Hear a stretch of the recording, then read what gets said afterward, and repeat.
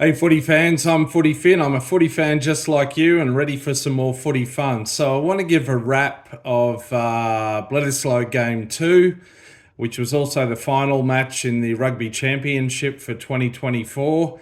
Yeah, just give a bit of an evaluation of that game and the Rugby Championship overall. But importantly, it has to be said that at this time of year in Australia, it's footy finals time, yeah. So on Saturday we had the AFL Grand Final from the MCG in Melbourne. That was attended by over 100,000 people. And then on Saturday evening, after the Bledisloe game, we had the second of two NRL preliminary finals to decide who goes into the grand final next Sunday. As on the for Bledisloe Game 1, Bledisloe Game 2 was sort of scheduled in the couple of hours in between those mammoth matches in a bid to try to get more TV viewers and TV ratings. Perhaps successful, perhaps not. Anyway, look, I did say at the start of Bledisloe that New Zealand would win one game by a big margin and one game narrowly. That turned out to be accurate, didn't it? But look, so I'm in Brisbane and I follow the Brisbane Lions in the AFL. Look, I'm not religious. I will admit that. I don't watch every single game. I did go to a game live at the Gabba last season. Of course, Brisbane narrowly lost last year's grand final. They haven't won the grand final since 2003. They lost by just 4 points, less than one goal last year. And then they had an off-season crisis, basically, where some news from an end-of-season trip, I think it was to Las Vegas, leaked back, and there were some relationship breakdowns, apparently. They started the season very poorly, lost their first three games, um, and um, and you were sitting on 13th on the ladder at one point. No team has ever won the grand final finishing outside the top four after the regular season. The Lions did finish outside the top four. They finished on fifth. In one of the finals to the Greater Western Sydney Giants, they were down by 44 points. Some fans turned off the match, turned off the telly. They had a miraculous comeback and won. The following week, they beat the Geelong Cats, who won the grand final 2 years ago. They beat them in the last 2 minutes of the game with a couple of come-from-behind goals. They were up against the Sydney Swans in this one, so it was an amazing win. The Lions thrashed the Swans, and 120 points to 60 was the final score. So first team ever to win from outside the four, and first win in 21 years. So some of the guys who were playing for the Lions, one was as young as 19 years old. The one who won the Norm Smith medal for man of the match was 20 years old, I think. So those two guys were not alive last time the Brisbane Lions won. So this was amazing, yeah? So I was soaking up the euphoria, watching the post-match celebrations, just feeling the good vibes, feeling great, messaging mates. I look at the clock, it's about 5 o'clock Australian time. I thought, oh, the Bledisloe's on, isn't it?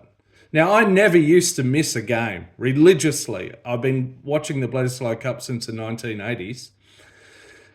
I never used to miss a game, but times have changed. So I turn it over. It's early in the match, 2 minutes in, I think. It's 0-0. There's a scrum. You know, they pack it. Something goes wrong. They reset it. I'm like, fellas, why am I watching this? So I flick back to watching the post-match celebration of the Brisbane Lions and watching them do their victory lap. Apparently, I missed Jake Gordon, who's one of three or four scrum halves that Joe Schmidt just keeps revolving. He missed an absolute sitter, a gift try. All he had to do was put his hand on the ball, basically, and slide over the line. But he tried to scoop it up and he knocked it on and he screwed it up. And that's just symbolic of Australian rugby at the moment. Anyway, back to the AFL. Was loving that, soaking up all the positive energy, feeling good. A few minutes later, thought, oh, I'll check the Bledisloe. Flick back. Australia's up 7-0. Wow. Great. Anyway, I think Australia had the ball. They put together a few phases, then they dropped it or something. I'm like, stop-start game, back to the AFL. Anyway, this sort of trend continued. I'd watch some of the AFL post-match, and then I'd come back to the Bledisloe. There'd be a few phases. I think by then New Zealand had scored a try. Australia kicked a penalty in there. There'd be a few phases. There'd be a turnover or a dropped ball. There'd be some kind of set piece. Oh, fuck. Back to the AFL. Great times. Interviews with the players, and it was just amazing. Flick back to the Bledisloe, I think it was 13-7 to Australia. Oh yeah, that's all right. But then, of course, predictably, in extra time of the first half, injury time, call it what you will, after the 40-minute mark, the All Blacks scored. As it turned out, the Wallabies didn't score again in the game, so they went for, I think, at least 45, 50 minutes, certainly the whole second half and more, without scoring a single point. I just couldn't bring myself to watch it. So I watched the rest of the AFL post-match, the Lions doing their victory lap, photos of the players with the trophy, with fans, interviews, back into the dressing sheds to sing the team song, pass around the beers, more interviews. And then sadly, the coverage came to an end. So I thought, oh, well, watch it Bledisloe, I guess. Turned it back. What do you know? New Zealand have scored again in the second half, one or two more tries. Australia haven't scored. Blah, blah, blah. Put together a few phases. At one point, I think, yet again, like in Bledisloe Game 1, like in so many times, the Wallabies managed to string together over 20 phases, and then they cough it up. They don't even come away with 3 points. Other times, they might put together 7, 10, 12 phases. Same result. Spill the ball.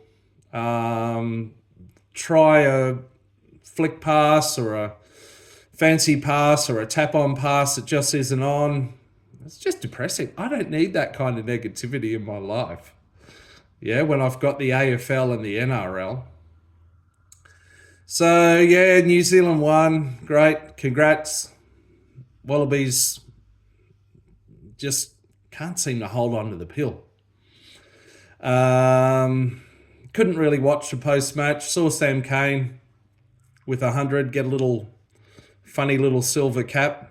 Good on you. Well done, Sammy. Fair play. But then, thankfully, I had the NRL semi-final look forward to, and that was a good contest, actually. So the Panthers, who have been predictably and boringly dominant over the last 3 or 4 years, ended up winning the game over the Sharks, but the Sharks gave them a bit of a scare first, and the Panthers didn't really get on top until sort of the 68th or 70th minute or thereabouts. So that at least was entertaining, a bit of a gripping contest for the great majority. And that, again, gave me something to take my mind off the pitiful state of Australian rugby. So, yeah, that was my Saturday. I dare say there's a lot of other Australian sporting fans and fans of the football codes in general who are not unlike me on this particular Saturday. Yeah, don't have much else to say, really. Australia are touring Ireland and Britain, playing against the 4 home nations in November. Apparently, they don't even have a test between November and the first Lions test next year, which is absolutely fucking ridiculous. Would you not even put in a practice match against Fiji, Samoa, Tonga, Japan, even the frickin' USA or Canada, Georgia, Portugal, Romania? Put in a practice match, lads. That's ridiculous. I don't think it'll change the final result anyway. But yeah, love the AFL final. Can't wait for the NRL grand final. Go the Melbourne Storm. Yeah, but I don't need this sort of Wallabies Australian rugby negativity in my life anymore. It's shit. It's not worth it. All right, catch you later.